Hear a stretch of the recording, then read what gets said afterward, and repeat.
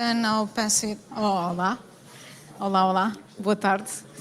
Cá estamos nós, na Brasileira do Chiado, a mensagem, hoje com uma presença muito especial. Temos aqui connosco a comissária, vice-presidente da Comissão Europeia para Valores e Transparência, Věra Jourová, e vamos debater. Eu já passo a palavra. Temos uma série de pessoas também aqui na sala. A sala está cheia, vocês não veem hoje, mas a sala está completamente cheia. E temos também connosco aqui, nesta parte mais íntima da nossa conversa, o António Brito Guterres, que é diretor de desenvolvimento da Fundação Aga Khan, e a Joana Mouta, que trabalha na Associação Passa Sabi no bairro do Rego, em Lisboa, e que são especialistas em cidade, média e aquilo que os média fazem às cidades. The debate will be in English because of obvious reasons. So thank you very much for coming to Brasileira, this place where also Europe and this idea of having Europe as a common ground started in cafes. So Vera, I don't know if you want to introduce yourself maybe for 2 or 3 phrases. Yeah. Okay. Good evening. I am Věra Jourová. I am originally the Czech citizen, Czech Moravian. You know, Czech Republic is Czechia, Moravia, and the people from Moravia are more spontaneous, drinking wine, rather the Bohemians on the Czech side are a little bit similar to Germans, and they drink more beer than wine, yeah? So that's just the main characteristics. And I am celebrating today because an hour ago, my 4th granddaughter came to this world. So congratulations. I'm really touched. Yes. I'm touched, but still sober. So... But we can solve that in a minute if you want. You caught me on time. Yeah, yeah. I am the former minister of regional policy in Czech Republic, and already since 2014, I've been working in the Commission. My topics are justice, human rights, digital area, from the point of view of the impact on the society. So we discussed a lot about it today at Web Summit, whether to moderate the content, whether to regulate, how to regulate, whether the Americans are introducing the Californian law to Europe or whether we should do vice versa. So these are my topics. Also, what else? Media. Media is a new theme on my table because the situation of media is in bigger and bigger trouble in Europe. Democracy, these abstract things where you cannot tick the boxes that something has been done, finished, because the struggle for democracy, human rights, and also rule of law will be never finished. So. Yeah. Was I short enough? Yes, you were great. Thank you. Actually, my first question would be about that part of your life in regional policies and crossing the border to the European Commission. How much of this of democracy is based in cities, and how cities are organized and how communities are organized and all that? How, can you say that the more democratic cities are, the more democratic European Union will be?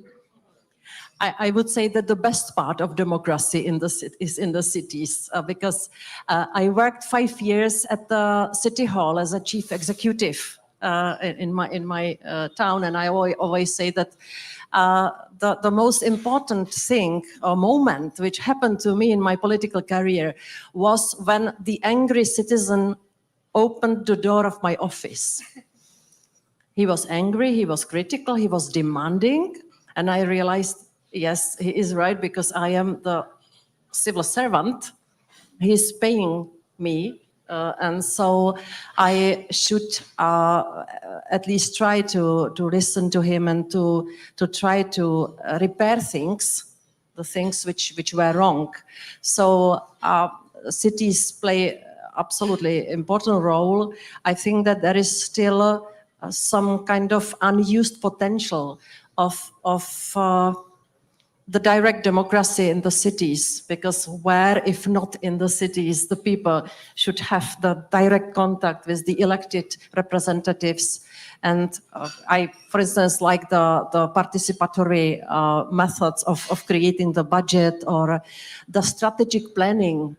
It's great when the people are involved in it and they have the say how their city should look like. So these are very concrete things which can be done at the level of the city, which cannot be easily done at the level of the region or the state or even the EU. Yeah, and something that you mentioned was the crisis that has affected the media in the last few years, not few, but kind of a lot now. And that has affected mostly local journalism, local newspapers. How do you see the environment of the local media in Europe, and what is the Commission doing for about that? Yeah, already before the pandemic, we saw that the economic business, the business model or the economic conditions were very difficult for the media, because the money of advertisers has moved to the online systems like Google and other big tech, and the weaker economically the media are, the more difficult for them, of course, is to survive, and the more also vulnerable they are, or easier targets they are for politicization. Yeah, for being bought from the side of those who are in power. Yeah. So these are very dangerous tendencies which we saw already before the pandemic. And as many other things, the pandemic came and amplified the bad things which were already before. So what the Commission did when we released the first amount of money already last year to help the member states to invest the money in the sectors which were heavily hit by the pandemic, we recommended the member states to invest this European money also in clever, well-working grant schemes for the also regional and local media. Some member states followed this advice. Those states which didn't need it so much, by the way, it was Denmark and Sweden. Denmark immediately opened the grant scheme. They put 24 million euro into the scheme, and the media could get the money of this direct support. The support from the public money, which was, as I said, meant to help them survive, not to buy their editorial gratitude. Because that is always a danger that if you place public money, you want something back. And I think that especially in Denmark or Sweden, they did it in the way that they paid and they didn't expect the media to write nicely about those donors. So we recommended the member states, some followed this recommendation, some not. And the same when it comes to the recovery money, which is the big budget, which started this year. So to be honest, I don't know the situation in Portugal, whether there is some chance to get the funding.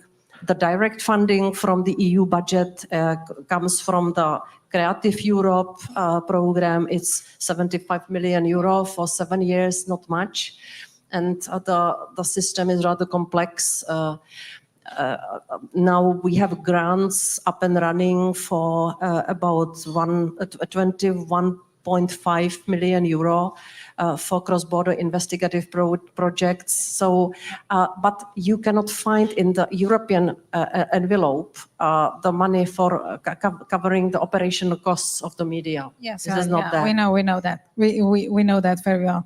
To open the debate here, Joana is working with not very peripheral, but people feel very peripheral in them, neighborhoods. And we have been discussing a lot this thing about knowledge and empathy. And I would say, is the media covering this, all the parts of the city, all the parts of the communities? And what do you think would be the difference if they did in terms of disinformation, in terms of prejudice, in terms of everything that comes, as the commissioner said, when people don't know and when people are out of the news cycle? Yeah, first and foremost, thank you very much for this opportunity, and thank you for having me here and all of you.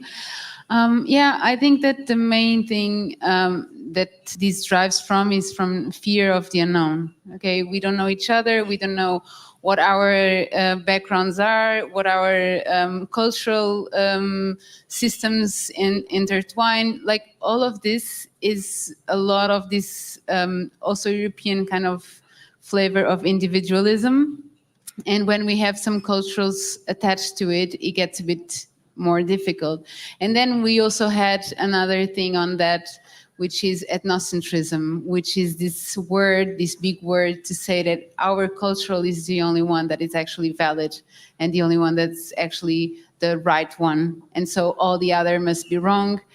And so when we have this and then we don't have it on the media, we don't have the media to deconstruct this, and we don't have the media to also build on the critical mass to create new perspectives from these people, then we have prejudice, and then we have populism. So this is so easy, and nowadays with this social network phenomenon, it's so hard to stop this, that I think that there's a big role from the media here, but also from the people in powers to actually take on their role to make sure that these kind of things do not happen. Because usually a group that is stigmatized is also a vulnerable group, be it socially, economically, whatever. But usually these are two things connected. So the ones in power should be the ones responsible because they have the privilege to actually address this kind of situation. So I believe that there's a reason why media are the third power, but that's also why they all have to be connected. So it will be interesting to think a bit of this regarding Europe. And we seldom talk about disinformation in this matter of communities. Have you thought about this? What is the? I mean, there are laws and there are ways of fighting misinformation and disinformation, not that much at the local level, or am I wrong?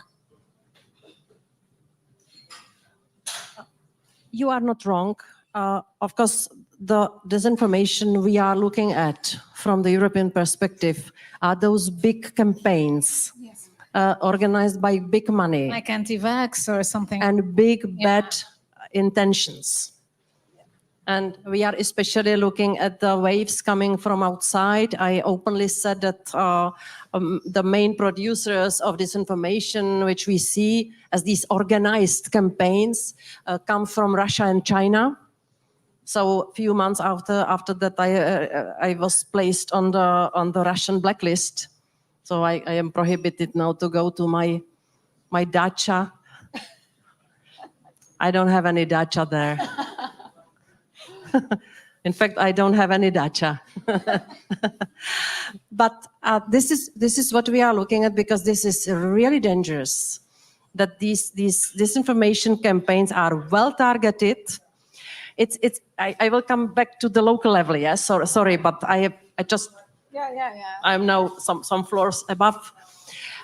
What we saw in Europe was a special targeted campaign per country, per nation. Especially the Russian production or pro-Kremlin production was very well designed to open the sentiments of the people in Central and Eastern Europe that in the communist times, when we were together with Soviet Union forever, it was the slogan, with Soviet Union forever, that these times were idyllic times when everybody had guaranteed jobs and everything was secured and a strong hand was caring of us. Yeah.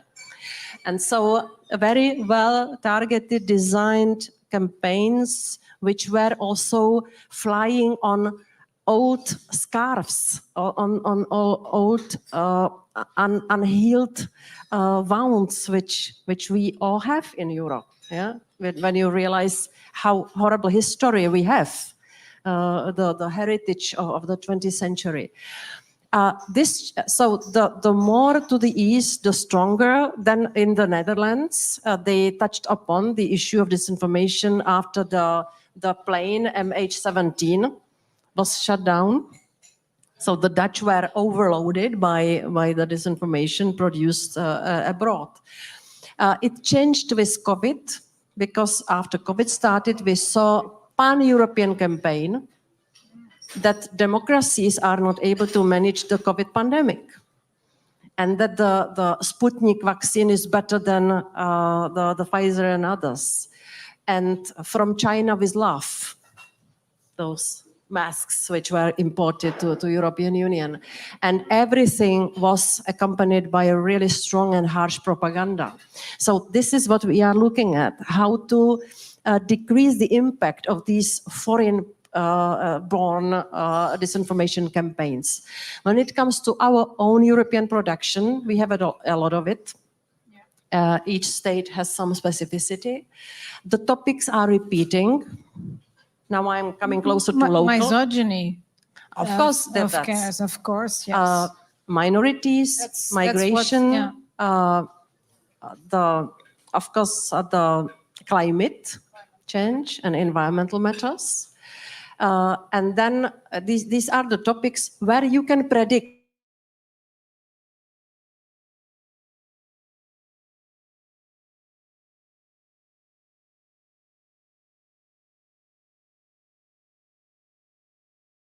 information, my dear, is not the illegal content. This is harmful, but legal. But I mean that we should be more proactive in communication. The policymakers, including those at local level, should predict that these disinformation waves will come, and they should proactively deliver trustworthy and understandable information to the public. Yeah, like I think we are lazy, yes, including me. Yeah, and I mean the schools are so important on that, right? That's the long-term, long-distance run, and we already started by making because if you expect that to fight against disinformation will entail some law, some rules, top down, forget it. Because if we do this, the freedom of speech will be gone in Europe. Yeah. Yeah. So that's why we want to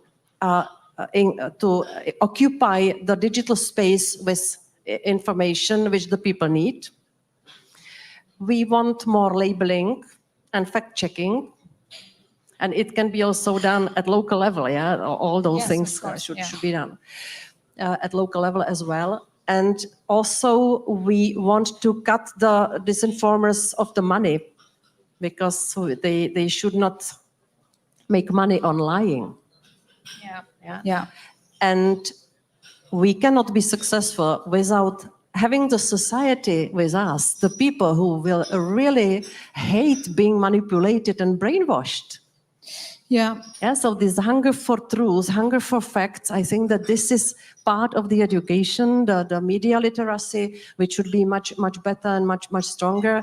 I mean, we cannot ban, and we will not ban the systems like Facebook, but we need the society to be more adaptable to the risks which are in. Maybe if we had some more cafes and less social networks, that would be kind of solved. Antonio, you are on boots on the ground in those neighborhoods that people are sensitive to all this misinformation and prejudice. How do you feel about this? How is the feeling? Hello, everyone. Thank you so much for being here. I'm really happy. Well, I myself, I don't have any prejudice towards me, so it's difficult for me to talk about that, right? But what I see in regarding more, not just this European Union and other countries, but basically looking inside the European Union. Of course, we know that what other countries do affect European Union. That's what you mentioned. Yeah. But one of the things I've been seeing around in Lisbon, but elsewhere, is that we have, especially in cities, and cities are crucial for the governance of the European Union, because it's where most people live, is that we have diverse cities, but they are not plural. So we have, at least in Lisbon, as you can see here, this crowd is not diverse, but when we are on the sidewalk, the city is diverse. So I'm really afraid, and what happens when we are diverse and we are not plural, so we are far away from cohesion, and it's easy to put people against each other. Yeah. So sometimes when we look about, as Catherine asked you about, like the importance of democracy in cities, I tend to look sometimes in a way how city and citizenship, for strange it can be, are separate. Because we have diverse people in the city, but they don't access the means to be citizens.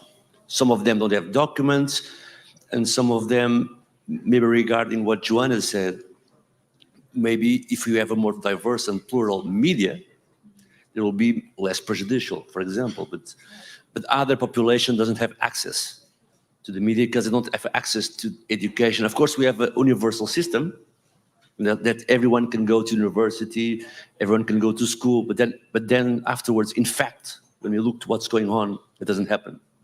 Some population, they don't even get to the door, right?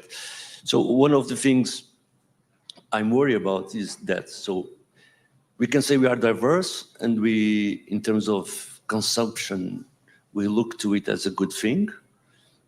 But in fact, I can go see a public spectacle from people with different claims as I have from the city, but I'm afraid of them while I'm on the subway going to see that spectacle. So I think we need to work more on pluralism. And I think, remember, even now we are truly concerned about these questions of disinformation, etc. I remember that prior to that, we were discussing the European Union, even after the bombings, for example, in Paris, we were discussing how important it was to work on the peripheries for cohesion. Because in fact, we have here a city center with an imaginary, but then we have a urban sprawl without imaginary, where people cannot access. So to give you an example, you are in a place with 500,000 people, small town, right? But with 2.5 million around. So you still can see the sense about being in the center in Lisbon, which is really old, with old institutions. They are in the same place of the last 500 years. They still have the same power towards a mass population without access. How much is this diversity priority? How much of a priority is diversity in the media, for example? Are there any programs for that? Are we working on that? First of all, we have good data which show that there is not enough diversity and inclusiveness in the media, and that the trend is stagnating, not worsening, but stagnating. If you are interested in this, if you look at the latest edition of it's called Media Pluralism Monitor. Yep. And we have very good data showing all the member states plus several, I think there is Turkey and Albania, showing that there is not enough diversity, and that the media have the tendency to look at the topics from just one mainstream angle, which may, in a long term, be an issue, and it is an issue, because in fact, it is increasing some stereotype thinking, and that's why you asked about the Commission program. So we have now the campaign up and running, which is called Character Hair, which is inviting more women to the audiovisual sector. There are many different projects supported by the European Values and Rights Program. Now a lot of programs also looking into the violence against women journalists. Not a lot, several projects. You know, this is a good thing to fund projects, but it's not very systemic. Yeah. If you agree with me. So we, of course, cannot address all the issues which we see in Europe, but one issue, this violence against women is online, is really a big thing, because it is discouraging the women from taking the jobs which would enable them to be the public voices. Public. Yeah, so that's why I am now working on the legislation which will address the issue of violence against women, including the online violence. And it is a new and very necessary thing, because it's concerning women journalists, the NGO workers, judges as well, of course, politicians. So I think that we should not let violence and online violence, which is so easy, unfortunately, and still which is going unpunished in many EU member states, to silence the voice of women. Yeah. Now, because this should be a dialogue, there's nothing without dialogue and without listening to people. I would like to open the debate. I don't know if anybody has a question. We have a microphone that can be passed around. If not, yeah? No? No? Miguel, no?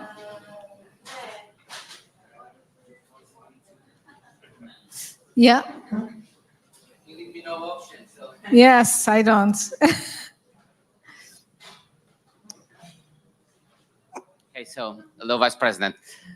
We are actually going to meet tomorrow too. It's a pleasure to have you in Lisbon. It's a warning, yeah?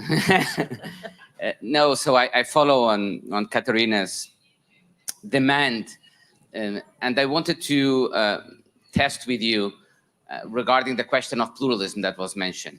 One hypothesis that I've been working on with a young Portuguese researcher, Francisco Duarte, that is from the UI in Florence too. We've been working on the possible, I think one of the reasons of concern is the way algorithms work. And just recently what we heard about Facebook and the fact that algorithms continue to polarize people and therefore radicalizing even more the public sphere and the political debates.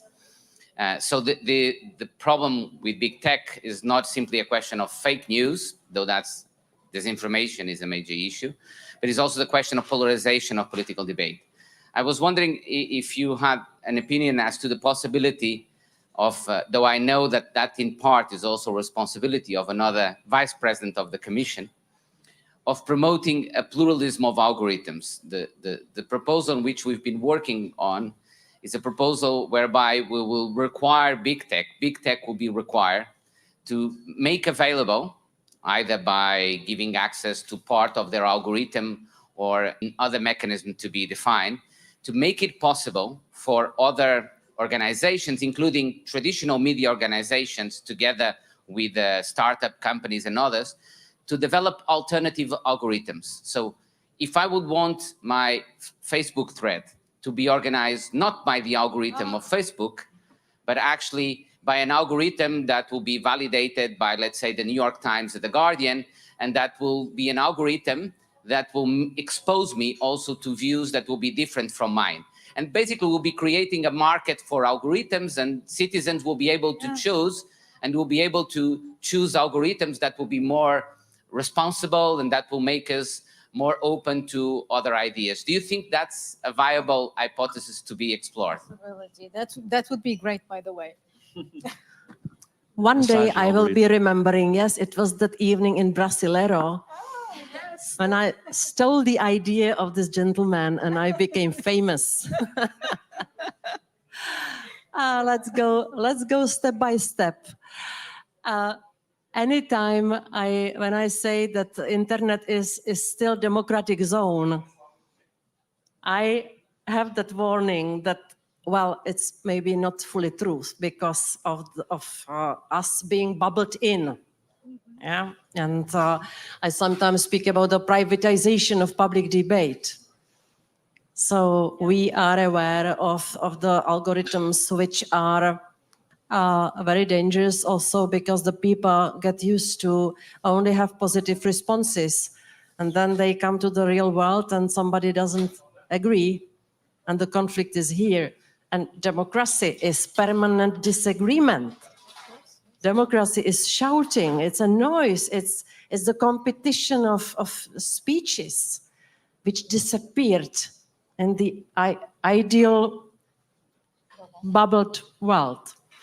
So we are not going that far, but you will have to tell me again tomorrow how you meant it. I think that is something to think about. We are now at the stage of legislative process because last year in December we proposed the Digital Services Act. I never use acronyms. Yeah, I wanted to say DSA. You would, if you let me speak how we speak in Brussels, we will not understand a word. So, Digital Services Act, where we went some extra mile regarding the algorithms, that we want the platforms to be more responsible, more accountable, and to disclose how the algorithms have been set up. And we want to create a network of enforcers of this Digital Services Act who will have the pouvoir, the right to look into how the algorithms work and also to be closer to disclosure of whether the private data have not been abused.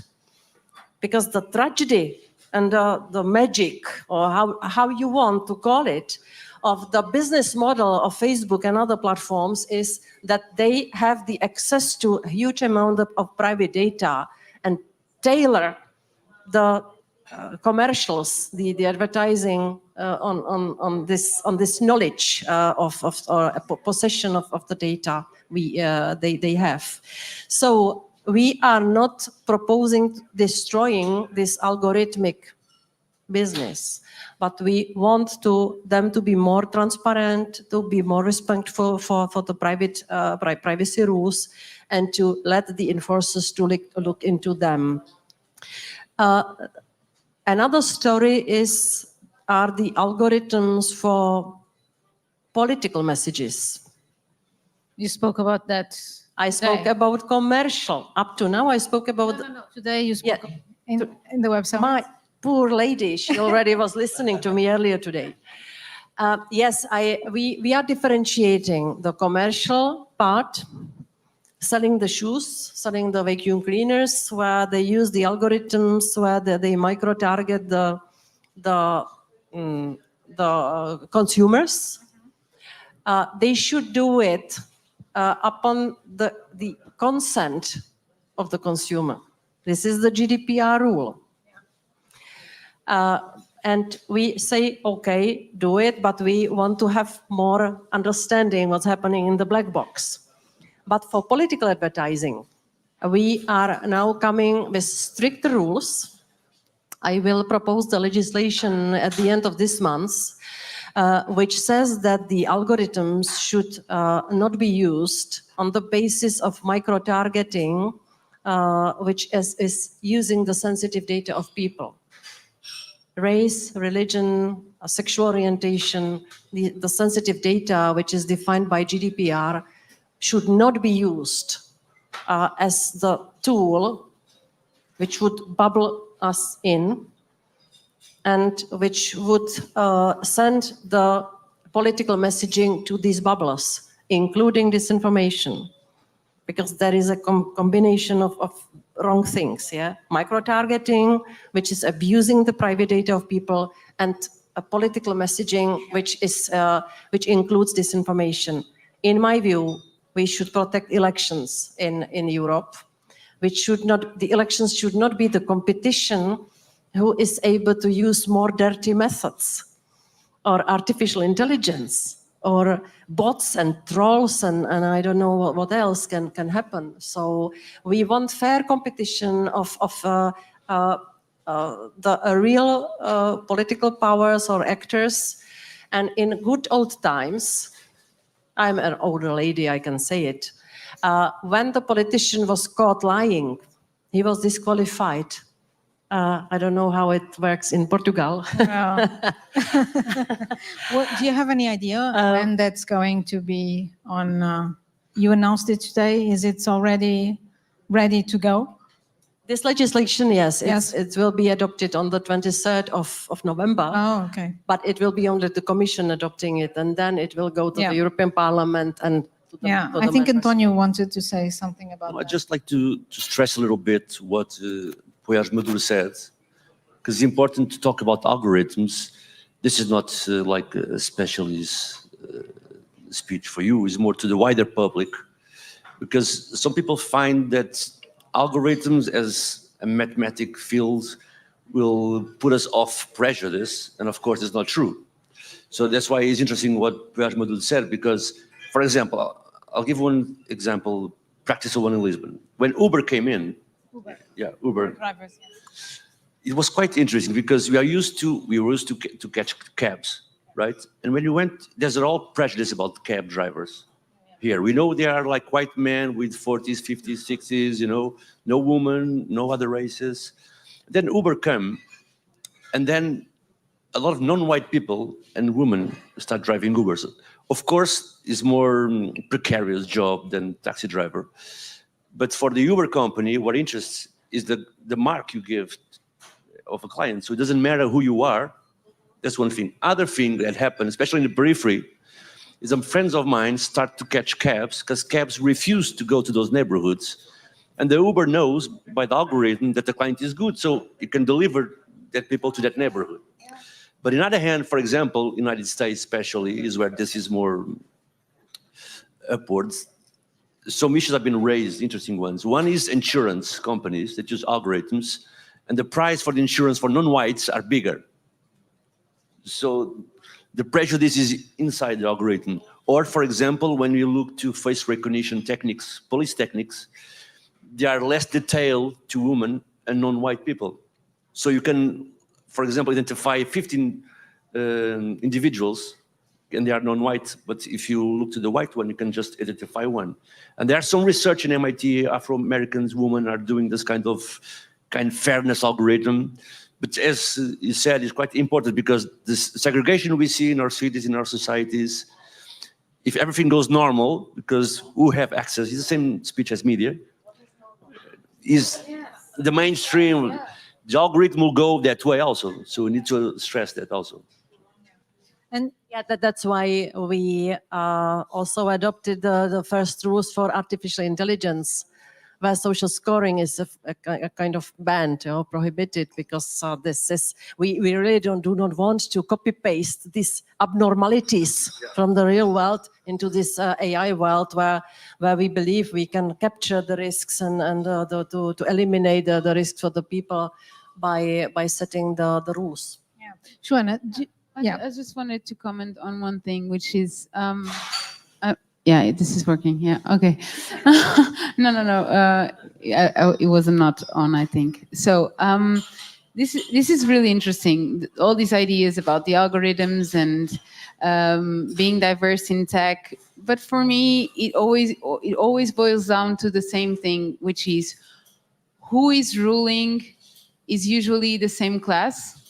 And who is doing these algorithms is always the same big class. And big tech is dominated by white males as well as politics. So I think when we are dealing with all these minorities and all these vulnerable groups, they are also non-represented in these situations, because you are not going to put, or you're not going to have, for instance, a Roma person doing an algorithm, because they probably will not even have a degree for that.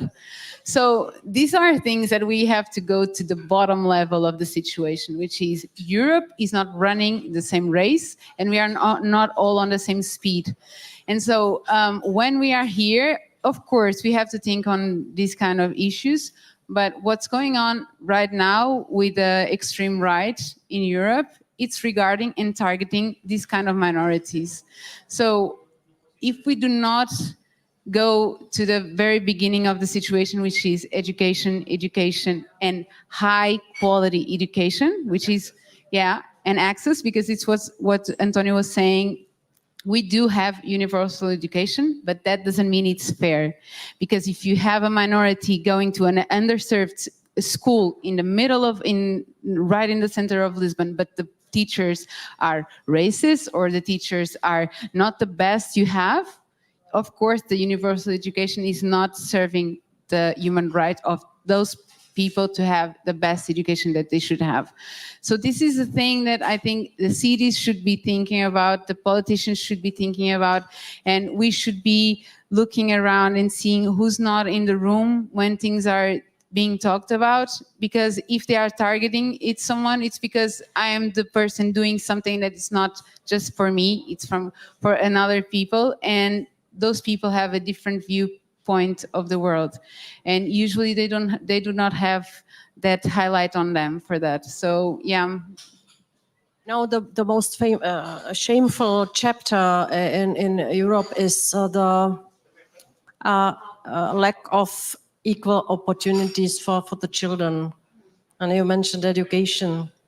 And we are really pushing hard the member states to introduce into the educational system the assistance and the proactive support for the children who have some more difficult situation in their family, to, in spite of this problematic starting point, to have access to good education. So a lot of money has been already spent. I know, of course, well the situation in Eastern Europe with the Roma communities. And I myself was grown up up to my 16. I was living in a Roma ghetto, in fact. And I had many friends among the Roma children, and I knew how difficult for them was to get some education. Because at 5 in the afternoon, my mother was shouting from the window, "Verushka, come home and you have to learn for the next day."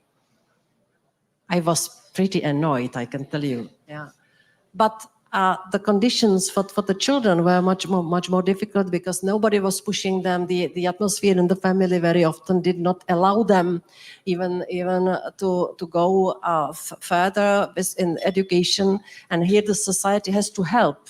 That's why we are also supporting the assistance at schools, and we are also running several procedures against the member states which are not enabling the children to get good quality education. But it's really shameful when we see that there is no level playing field for the children already at the moment they are born. Can I ask you, it's not a personal question, but it's a process question. How Joana has talked about the people who are not in the room. How do you personally, as a politician, get people in the room, and especially in your areas? How do you get people in the room? How do you hear them? How do you get outside of the Don't you have something crystal palace? less that's difficult? Brussels is. I am missing, sorry, I love you, yeah, but I am missing real life very often. And I have to say, yeah, when I come home, I go to the pub and I have the reality check immediately because Czechs are horrible Eurosceptics. And I am the face of Europe, so you can imagine. But I try to get to the situations and to the events where I really can see and speak to the people from different layers of the society. And it's true that when I manage to have some not lectures, but the discussions at universities, there are missing people. Yeah, this is quite visible. So, but on the other hand, there were a lot of events where there were Roma young people. This is my specialty when I come to the countries where there is a big number of Roma people. I always want to meet the successful ones. Those who manage to study secondary schools or universities, there is always a circle. And I am just catching and swallowing their stories because it's so interesting. It's such important to hear how they managed to overcome the handicap of the origin and being still proud of the origin. Yeah, because we don't want them to become disciplined white. I think that we should enable them to develop as who they are. And they always tell me the same thing. 3 conditions had to be in place. One day they realized that they do not want to live the miserable life of what their family lives. Yeah, usually poverty is the factor. The second thing, they needed to find somebody to help. So it was either NGO or the mayor. Here we are with the cities, or somebody, some friend from majority. Yeah. What was the third condition? Enabling environment, which is not just stopping them in their efforts. So amazing stories. When I was in Auschwitz 3 years ago, there were Roma young students because it was the commemoration of the Roma Holocaust. And they were harsh with me. They were critical. They were demanding. And I loved it because they need to be heard.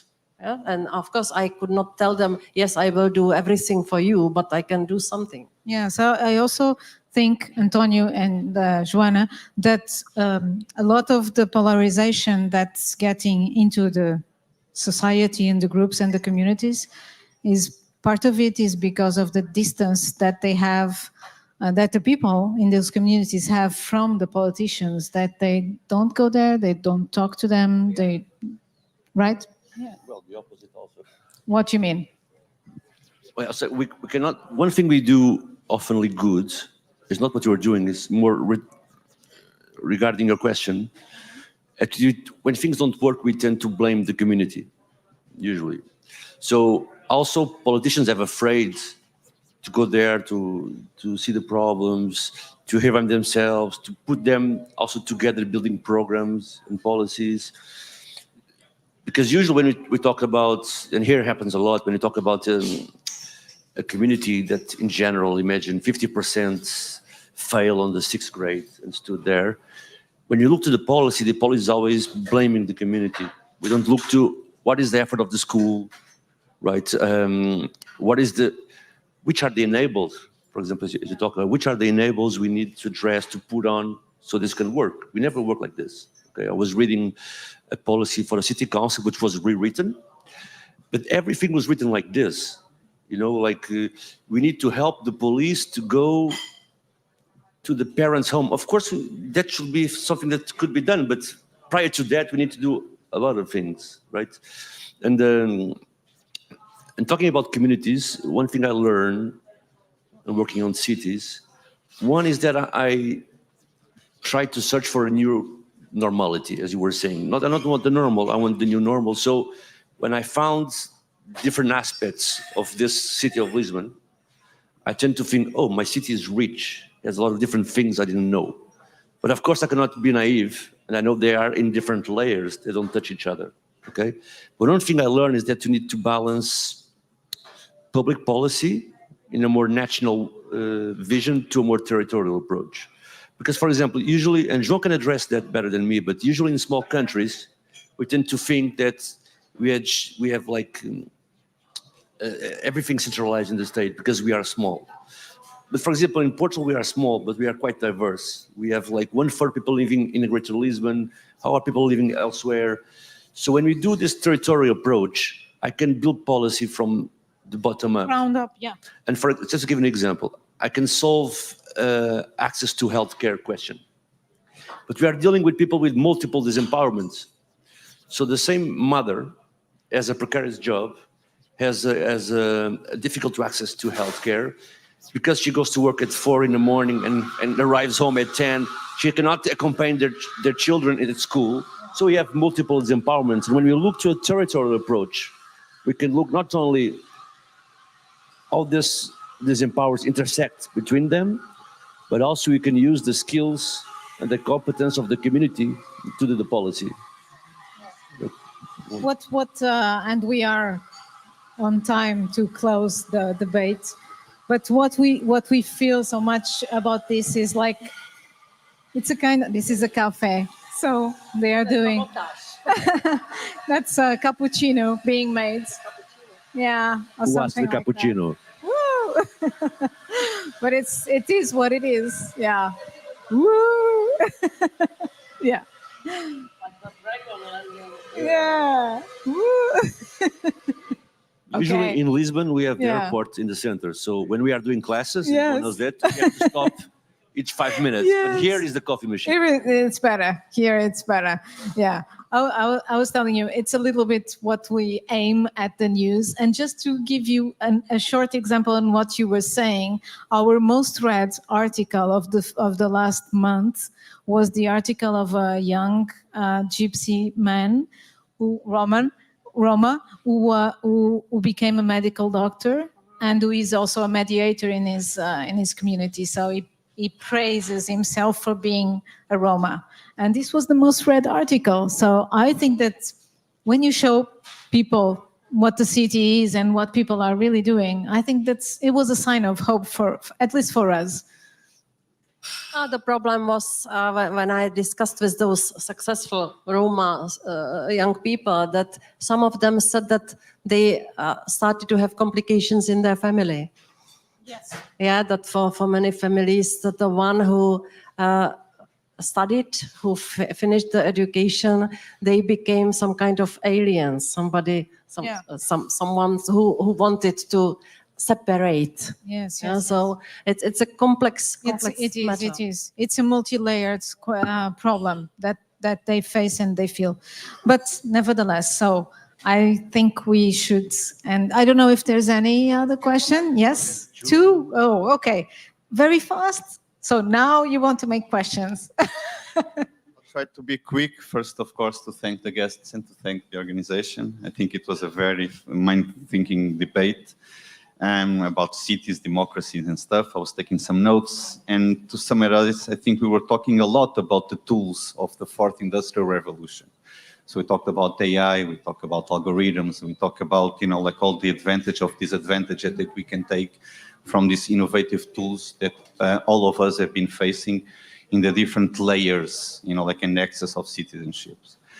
And I was thinking here, like that, especially coming from, like the more grassroots, like comments from Joana and Antonio, how this 4AR, for Industrial Revolution, will then replicate or not the problem of the current status quo. I think this was the key issue that, like kind of like oversteps, like the different dimensions coming from the European Commission, so the top layer, to the grassroots. And what can we do to prevent some of the mistakes we've done in the past? Now, I don't want to go against what Voyage Maduro was saying before about, like a good idea to, mix or to provide the user the possibility to choose different algorithms. But I do want to emphasize the fact that this is still an old solution, in the sense that you are still using the Web 2.0, meaning centralized sources and storage of data. Now, what I think we should be start looking about is for Web 3.0, decentralized systems. Okay, this is what I wanted to call your attention to and bring this for the debate. Like calling, like the attention to, well, DAOs, like decentralized autonomous organization, and inside, like one of the technologies of the fourth industrial revolution, called blockchain or DLTs, decentralized ledger technologies, the impact that this can have on self-sovereign identity, and the impact that this can have in the future definition of citizenships and how we relate and correlate with these institutions, and how we can redefine our role as citizens and democracy in itself, in one hand. And the second, and this will be my last comment, we should not forget that polarization is a business model, both from the commercial and the political side. And we should not, like extract ourselves, like from the analysis when we're looking at polarization in itself. And although I am from Lisbon, I've lived 10 years in Budapest. So I am Central Eastern European as you, Vera, I'm sorry to address you as such, and I do know the impact of misinformation on a daily basis, and the impact, and even the coining of new terminology that this has done in the Hungarian people, like over the last 5, 6, 7, 8, 10 years. And I know that it is paramount that we are able not only to identify, like the impact. I think this diagnosis has been done. And I think, like we should, like as a community of institutions and, like active, like members of this community, take the steps, like to try to prevent this. And also, like as Katerina was saying, like very, like to the point, see who is not sitting in the room that should be also be seated. And through this also provide, like the necessary opportunities that we can create, like the necessary, like a state of affairs, that we don't make the same mistakes that we've been doing over the last, let's say, 100 to 150 years, which is as we, at least, like in Central, in Eastern Europe, try to create, like, or try to think how to integrate, like society as a whole. So I wanted a little bit to provoke some of your thoughts on this. To comment or, yeah. Yeah, thank you. Of course, that's about that enabling environment. Yeah, but I don't want to keep more time, because there was also. We still have time. Not much, so be concise, please. Yeah, I will. Good evening. It's not a question; it's more a reflection, and connected what it was said previously, and connected with what Antonio was saying about how can we develop urban algorithms, urban accountability. That means, you said it rightly in the beginning of your talk, that cities are the main strongholds for democracy in the past, in the present, and surely in the future. Presently, we are seeing in European cities a dangerous tendency for polarization, territorial polarization, especially here in the south of Europe, in the cities of the south of Europe, where poverty is still very strong. And nowadays, for instance, in Lisbon, as we all know, even here in the center, not only in the suburbs, more than half of a couple of youngsters' salary goes to housing, when there is housing, for instance. So the real estate businesses and all the markets, not only in real estate, should be free, of course, liberal, but connected to the reduction of the polarization. And most particularly for the future, the best way, in my view, to be connected with the civil rights, with the social rights. It's what the cities always had. That means mixture, progress, possibility, and urban and social accountability. However, in Europe, we are seeing today in the South dangerous sides of decrease in, how can I say it, in spatial rights, you see? Not only social rights, but also spatial rights. And what is the European Commission thinking about that? We know some things, but I would like to hear you. Thank you. I wanted to say something incredibly clever and I forgot it. But I will be very short. It's the old trick, no? Divide et impera. So it's comfortable for some political forces to divide us. This is very old trick which we see now in practice. And on top of that, the digital sphere and algorithms enable the creation of the crowd, which is easy to manipulate. Yeah, so what I have to put down what I wanted to say. Okay. So what we try to do by GDPR, that the people come back from this crowd trap into each individual being interested in what's happening to his or her identity online. It was the destroying of this crowd kind of concept, because I lived till my 25 in totalitarian regime. I remember the crowd mentality. Yeah, so when I started to work on GDPR, I realized that you can come to some totalitarian system not only through the ideology. You can get there through big money and profit. And this is where we were approaching. So that's why now in the United States, they are looking at how GDPR works, and they are shocked that it didn't kill innovations in the EU. And so this crowd handling and dividing the society, this is something we have to work against. That's why we are, in everything we are doing in the Commission, in this digital legislation, is empowering the people, individual people, not to become easy, manipulatable piece of crowd. And this is what I said to Mark Zuckerberg when he visited me in my office 2 years ago. I tried to explain to him what I find as the most dangerous thing he created by, I think these young men, they wanted, still being in their garages, they wanted to make big money. And one day they woke up and they found out that they are governing the world. Yeah, so I think that high time that we are taking something back, because their power is absolutely not balanced with responsibility. But what I said to Mr. Zuckerberg is the following: look, after hundreds of years of people's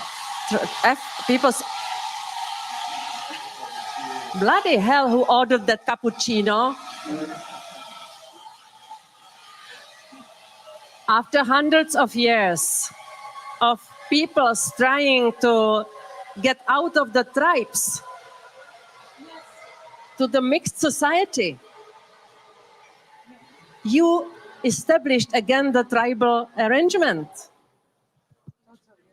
And I'm afraid he didn't understand what I meant. No.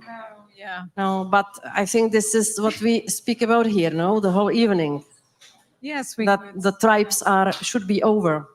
Yeah, that's, I think, a good way to end the debate and conversation, with some cappuccinos in the middle.